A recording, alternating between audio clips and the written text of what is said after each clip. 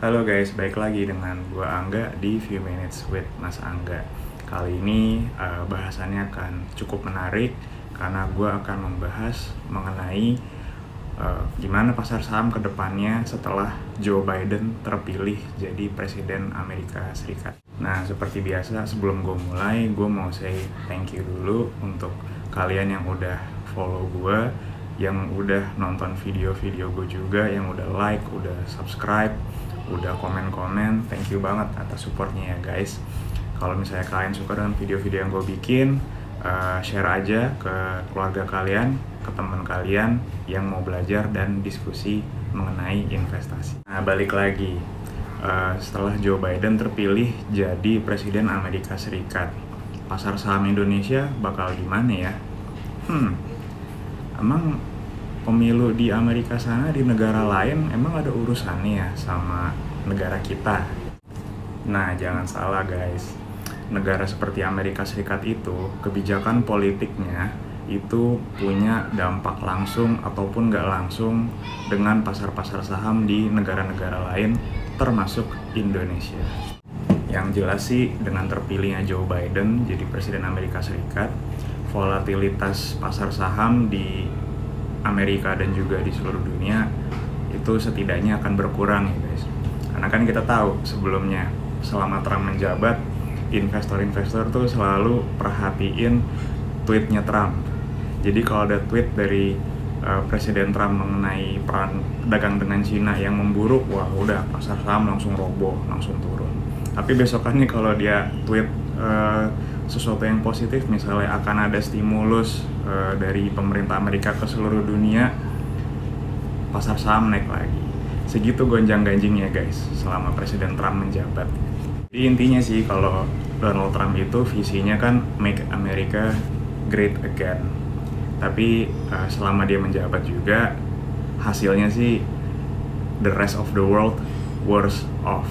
Nah, setelah Joe Biden terpilih, ada satu kebijakannya dia yang menurut gue cukup menarik, yaitu dia akan menaikkan pajak perusahaan di Amerika sana. Jadi dengan kata lain, perusahaan-perusahaan di Amerika sana seperti Apple, Amazon, Microsoft dan lain sebagainya itu mereka harus bayar pajak perusahaan lebih tinggi, yang mana nantinya laba mereka kan akan tergerus.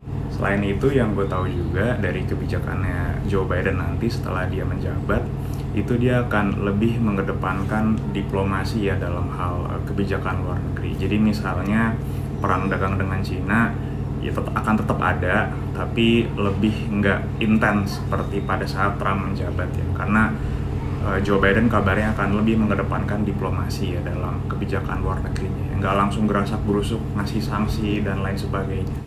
Nah, dampaknya ke pasar saham Indonesia gimana? Nah, setelah Joe Biden menjabat kan yang tadi gue bilang, dia akan naikin pajak perusahaan di Amerika sana, yang mana laba perusahaan Amerika kan akan tergerus ya, karena harus bayar pajak lebih tinggi.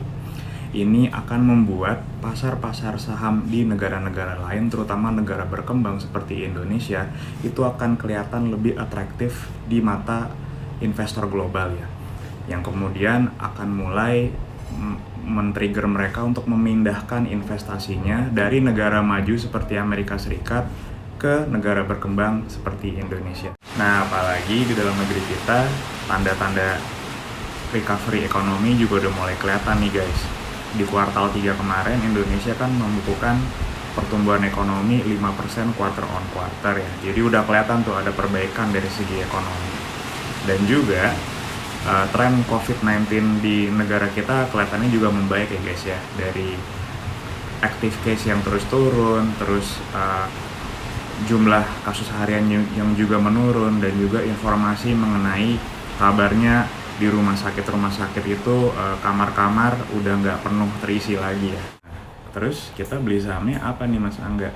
Kalau benar pasar saham Indonesia akan bereaksi positif dari terpilihnya Joe Biden sebagai Presiden Amerika Serikat. Menurut gue nih, ada beberapa saham yang layak kita pantau dan kita beli di saat-saat ini. Saham tersebut adalah BBNI, BBTN, dan juga BSDE. Idenya adalah ketiga saham ini so far selama gue pantau di beberapa hari trading terakhir, itu belum banyak dibeli oleh investor asing yang masuk ke Indonesia ya. Nah, kalau memang investor asing terus masuk ke Indonesia minggu-minggu depan, saham-saham ini kan akan dibeli juga pada akhirnya. Dan yang mana nanti akan nge-push harga sahamnya naik. Yang kedua alasannya adalah saham-saham ini yang gue sebut barusan adalah punya valuasi yang cukup murah, yaitu di bawah 1 kali PBV. Dan juga sensitif terhadap suku bunga. Kenapa gue mention suku bunga? Walaupun ekonomi Indonesia tadi gue bilang sudah ada improvement, tapi improvementnya itu masih lebih lambat dibanding yang diekspektasikan. Yang mana ini menurut kita akan membuat Bank Indonesia itu menurunkan suku bunga lagi ke depannya. Nah, kalau bank suku bunga turun, kan dia punya cost of fund juga turun. Labanya bisa naik dari turunnya cost of fund tersebut. Sedangkan kalau BSD sebagai perusahaan properti, turunnya suku bunga kan akan membuat masyarakat yang tadinya menunda untuk membeli rumah karena pandemi dan sekarang udah ada tanda-tanda recovery ekonomi akan mulai membeli rumah lagi dengan suku bunga yang lebih rendah ya. Jadi cicilannya pun ikut rendah juga. Kira-kira seperti itu guys idenya. Nah, tapi ada tapinya nih guys. Kita harus masih pantau beberapa risiko berikut ini. Yang pertama, walaupun Joe Biden udah jadi presiden Amerika Serikat, penghitungan suara untuk Senate dan Kongres di Amerika sana itu masih berlangsung. Sampai video ini dibuat sih, di Senate so far masih Republican yang unggul atau partainya Donald Trump. Tapi di Kongres, Demokrat so far unggul ya dalam segi suara ya. Untuk kasih gambaran aja, Senate dan Kongres ini mirip sama DPR dan MPR di negara kita. Nah, kalau misalnya Senate nanti dimenangi oleh Republikan atau partai oposisinya Joe Biden, ya kelihatannya sih kebijakan-kebijakannya Joe Biden akan ada lebih susah ya untuk di-approve oleh parlemennya Amerika. Nah, yang kedua nih guys, kita harus pantau kasus COVID-19 di negara kita. Walaupun sekarang lagi nurun, tapi testingnya itu juga ikut menurun guys. Terutama pada saat long weekend minggu lalu.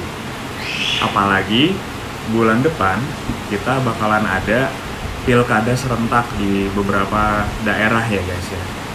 Nah, kan kita tahu nih di negara-negara lain seperti Malaysia yang baru aja ngadain semacam pilkada di provinsi Sabah sana, itu beberapa minggu setelahnya kasus COVID-nya malah naik lagi nih guys gitu. Nah, ini penting nih untuk kita pantau ya. Dan juga yang ketiga, vaksin. Kalau misalnya vaksinnya timingnya tepat, ya risiko kasus COVID kita harusnya juga akan lebih tertangani ya. Kabarnya sih dari berita terakhir yang gue dengar, memang ada penundaan dalam hal vaksin COVID-19. Harusnya kan udah mulai bulan ini nih di negara kita untuk tenaga kesehatan dan orang-orang prioritas. Tapi kabarnya ditunda sampai minggu ketiga Desember. Nah, kita harus pantau nih, apakah benar nanti vaksinnya akan mulai didistribusikan mulai minggu ketiga Desember nanti. Nah, kenapa kita masih harus pantau COVID-19 dan juga vaksin di Indonesia? Karena nih guys, kalau misalnya tren COVID-19 yang memburuk, bisa aja yang namanya PSBB ketat itu ada lagi gitu loh. Kalau PSBB ketat, semuanya rugi guys. Ekonomi turun, pada PHK lagi, dan juga daya beli ikut turun lagi nih. Yang mana ujung-ujungnya ya pasar saham kita juga ikut menurun. Jadi pantau terus ya risiko-risiko ini. Nah, kira-kira itu aja bahasan dari episode kali ini. Semoga bermanfaat. Sebelum gue udahin, seperti biasa gue mau nanya ke kalian. Gimana guys menurut kalian? Apakah sekarang waktu yang tepat untuk mulai beli saham, beli reksadana saham? Apakah kalian juga optimistik kalau pasar saham kita akan membaik? Atau kalian punya view lain, pendapat lain? Boleh nih, komen-komen di bawah ya. Akhir kata, itu aja dari Few Minutes with Mas Angga kali ini. Sampai jumpa di Few Minutes with Mas Angga berikutnya.